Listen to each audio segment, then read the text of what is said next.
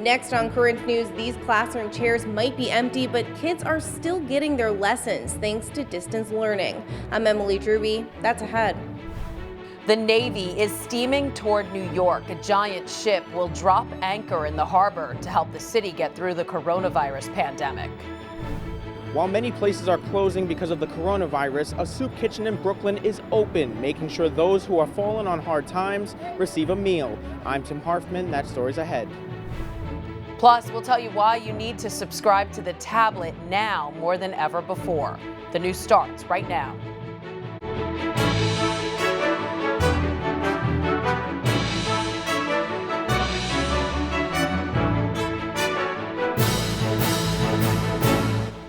Good evening, I'm Christine Persichetti. New York City is getting a big assist from the U.S. Navy to cope with the coronavirus pandemic. President Trump is deploying a giant Navy hospital ship with 1,000 beds to our harbor. The news coming after Governor Andrew Cuomo talked to Trump this morning. The president I spoke to this morning, he's going to be making arrangements to send up this hospital ship, which is called the U.S. Comfort.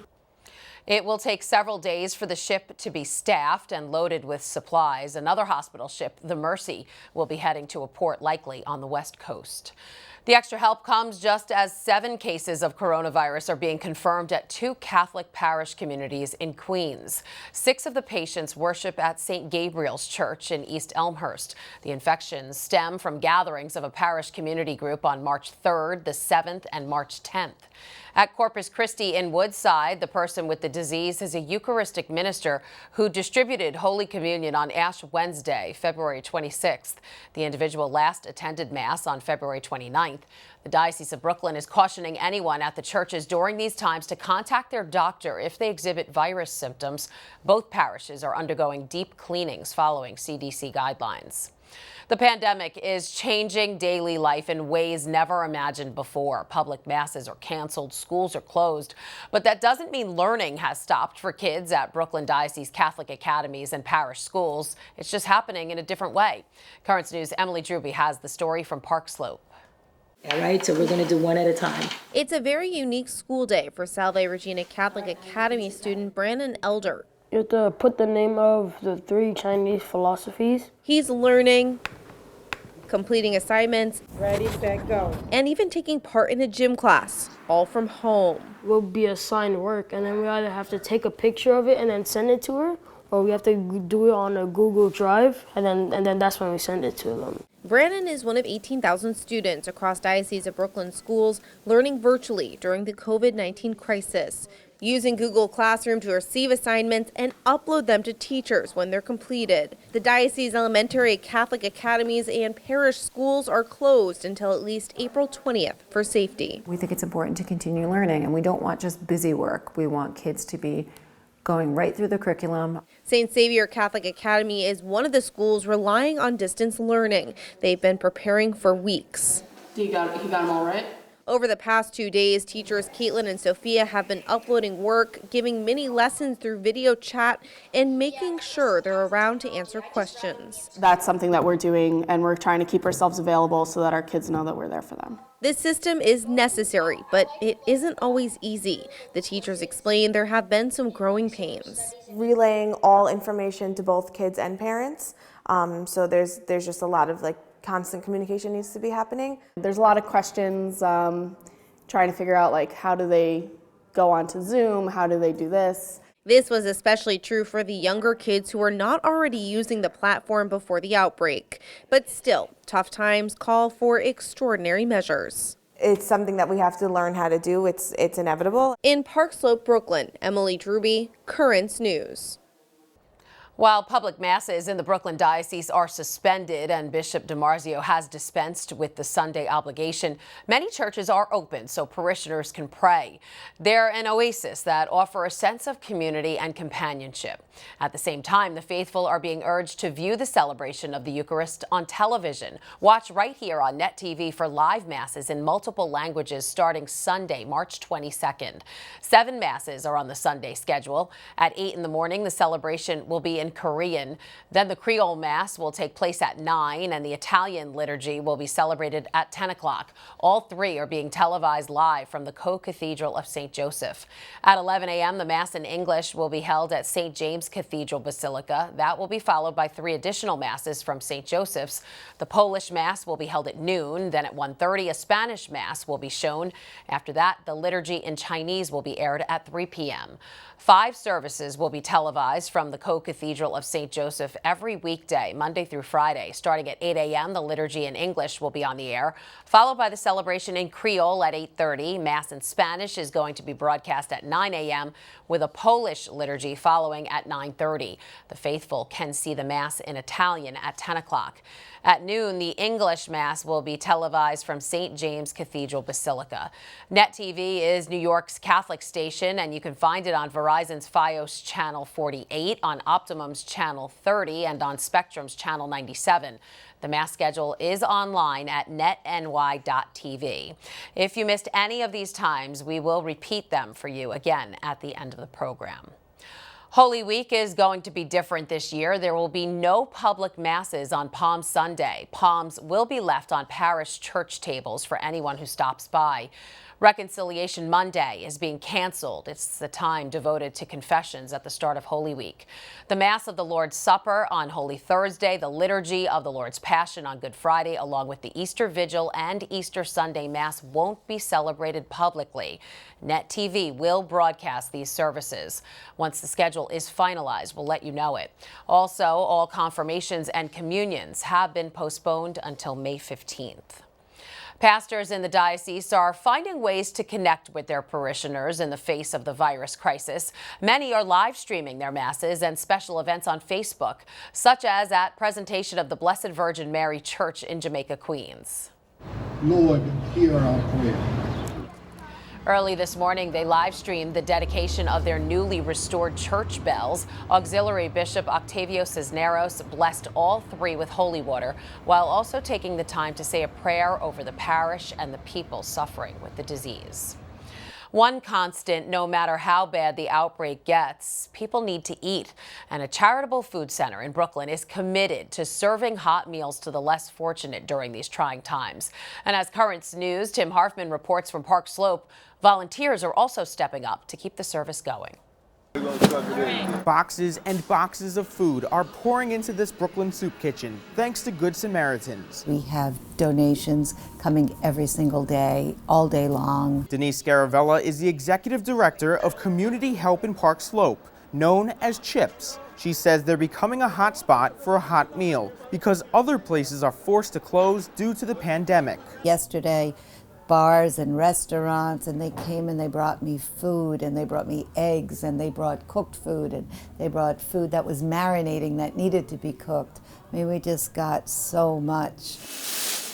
A small group of volunteers are also chipping in, making pork platters with rice and broccoli. They're handing out fresh fruit and PB&J sandwiches too. 75-year-old Maxine Sampson is determined to do her part. The poor must be fed. CHIPS cut back on their hours, but they're still handing out hundreds of meals daily. The line for a to-go dish stretches around the block. 52-year-old Fox says the generous donations are a godsend. It's a blessing. It really is. I mean, a lot of people appreciate it too. Thanks to CHIPS, he's able to catch a break during the outbreak. Kind of gets rough being hungry sometimes. You know, just one meal a day sometimes makes all the difference in the world. I can't imagine where will these people that come here, where will they go? Denise says as long as food keeps coming in, CHIPS will keep handing it out. In Park Slope, Tim Harfman, Currents News. The largest Catholic church in North America is now closed because of the virus pandemic. The Basilica of the National Shrine of the Immaculate Conception in Washington, D.C. has shut its doors, calling it a difficult decision. The shrine's rector, Monsignor Walter Rossi, said the church must listen to the experts and do its part to prevent the spread of the disease. The closure is believed to be the first in the church's nearly 100-year history that's not related to weather. The giant statue of Christ the Redeemer is being closed for at least a week. The 125-foot-tall icon overlooks Rio de Janeiro. But pilgrims won't be allowed there as Brazil clamps down on the spread of the virus. Almost 2 million visitors go to see Christ the Redeemer every year. But Rio's governor is declaring a state of emergency, shutting down the statue and the surrounding national parks. At the Vatican, the intention for Pope Francis's Mass was for those who have died because of the virus, especially healthcare providers who gave their life in service of the sick. Francis also spoke about how our faith can help us get through this crisis. Pope Francis began the liturgy Wednesday morning in the Casa Santa Marta Chapel, praying for those affected by the coronavirus. He says God the Father is a God of closeness and that during this time of quarantine, we should imitate God's way of being near.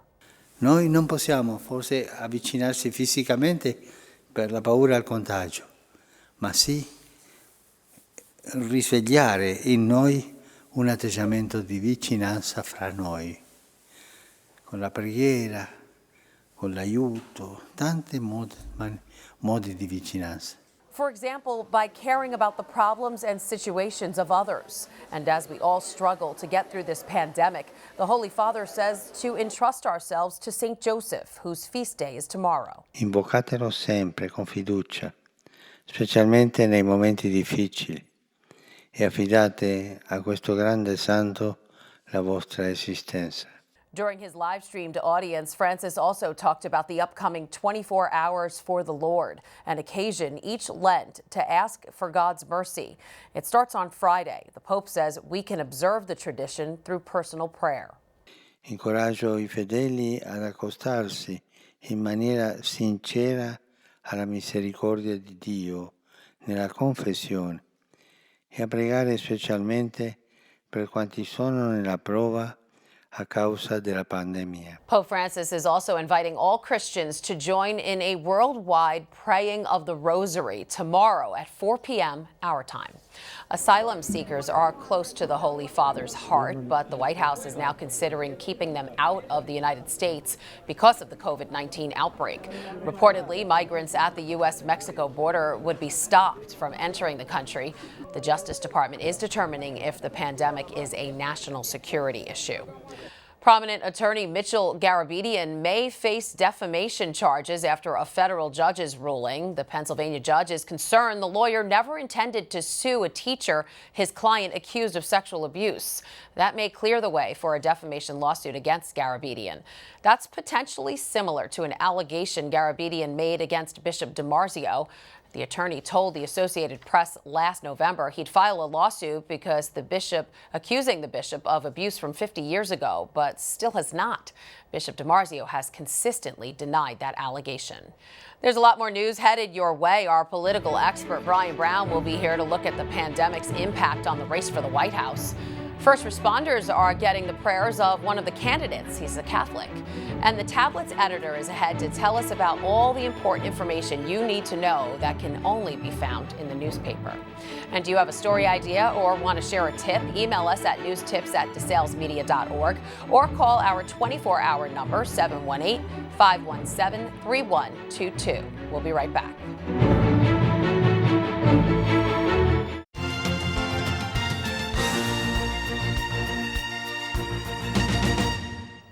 Bernie Sanders' days as a presidential candidate may be numbered. After a poor showing in yesterday's Democratic primaries, the Vermont senator will assess his campaign. His campaign manager issued a statement saying Sanders will have conversations with supporters, but that in the meantime, he's focused on the government response to the coronavirus outbreak. Meanwhile, Joe Biden continued his Super Tuesday streak. We've moved closer to securing the Democratic Party's nomination for president.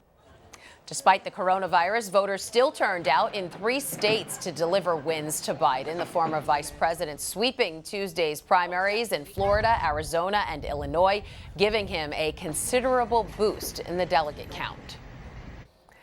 The coronavirus outbreak is a big factor affecting the 2020 election. The pandemic is bringing up a lot of questions for voters, including what the presidential race could look like. Here to help us answer some of these questions is St. John's University professor Brian Brown. Brian, welcome. Good to be here. So 3 states had their primaries last night, Biden winning all of those, but 5 other states, Georgia, Kentucky, Louisiana, Maryland, and Ohio, have postponed. Will we be able to pick a Democratic presidential candidate if states keep having to push back voting?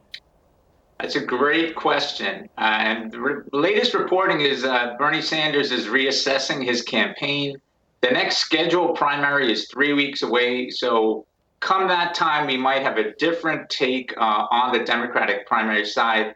The mathematics is not favorable for Senator Sanders, nor is the map. So I think a real assessment of his campaign could change the dynamics of the Democratic primary. Given what we went through at the Iowa caucus, do you think we could handle the process if we needed to cast ballots online or through mail? Well, certainly mail is an option. That will change the scope of the election. It will change how the ultimate candidates campaign. The online stuff, I don't think we're there yet.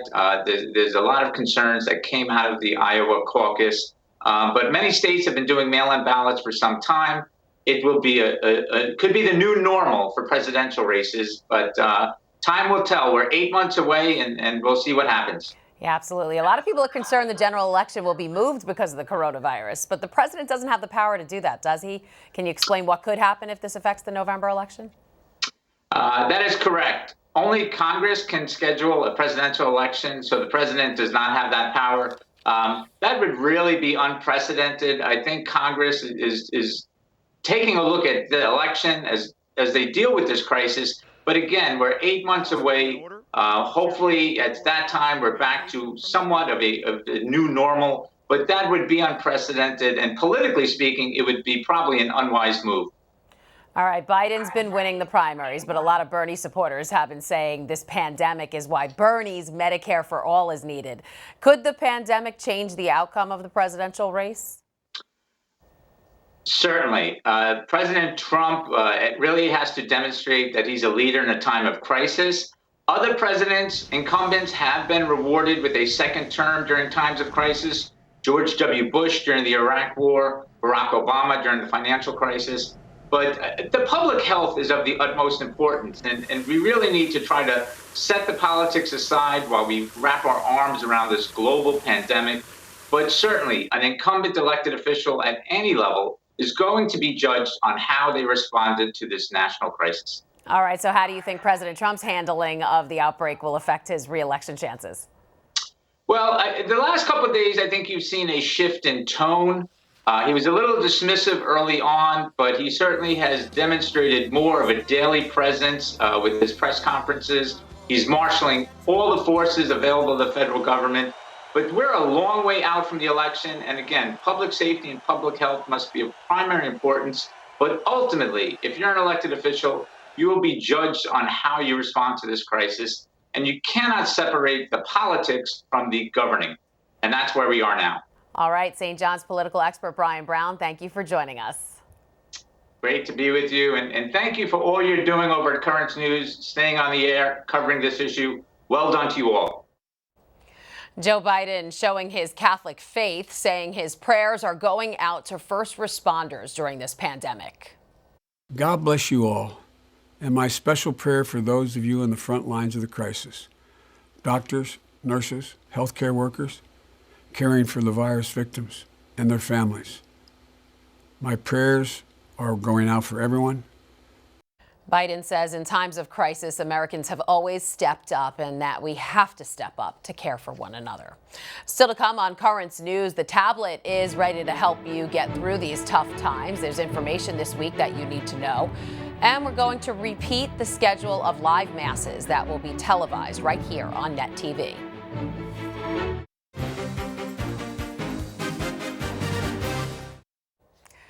The Tablet is the newspaper for Catholics in the Brooklyn Diocese wanting to stay on top of the coronavirus pandemic. Life is changing in many ways, and the Tablet is a great resource full of the latest developments. The editor-in-chief of the Tablet, Jorge Dominguez, joins us now. Hi, Jorge.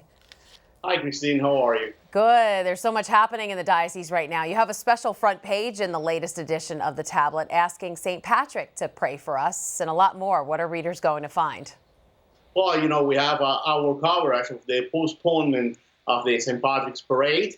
But we also show our readers, how some New Yorkers still found a way to celebrate their Irish heritage. And of course, we have all the information about the masses and the academies, and all the masses are now suspended. Everything you need to know about the diocese, you're going to find it in this edition. All right, lots of people around the diocese are working from home or being quarantined, so naturally there's a lot of concern. This week's Tablet Centerfold highlights several saints who could help ease those fears. Who are some of them? Well, one of them is a very famous saint, Saint Blaise. Everybody knows him from the blessing of the throats. But we also have Saint Christopher, who is the patron saint of plagues and sudden death. And we also have Saint Denis, who is the patron saint of heretics. You will find all of them, 14 of them in the centerfold. All right, now coronavirus isn't something you're just reporting about. It's also affecting the production of the paper. Well, Christina, I'm sure that our viewers already figure out that I'm working from home today, as is work that the whole team of the tablet is working from home. We are doing this. Nobody is positive, have been positive in our team, and we thank God for that. But we are following all the rules that you have to follow to avoid the spreading of the virus. So we're trying to get the news and stay healthy too. All right, and even though public masses are suspended for now, churches in Brooklyn and Queens are still open. Can parishioners find the tablet there? Yes, if you go to a church, you are going to find the tablet. We are still producing the tablet, of course, but this is the time to subscribe to the tablet so you can get in your own mailbox all the news about the diocese. This is the time to subscribe. Yes, and in a moment, we'll have that subscription information. Jorge Dominguez, editor-in-chief of the tablet, thank you so much for being with us. Thank you, Christine, and stay safe. Now, more than ever, you need to subscribe to the tablet. All the information on how the coronavirus is impacting the church can be found there.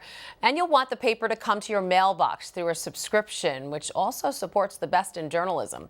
You'll save up to 55% by having it delivered to your home. Go to the website, thetablet.org/home55, or call 877-883-8356.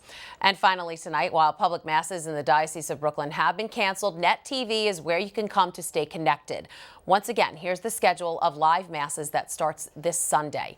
7 masses are on the Sunday schedule. At 8 in the morning, the celebration will be in Korean.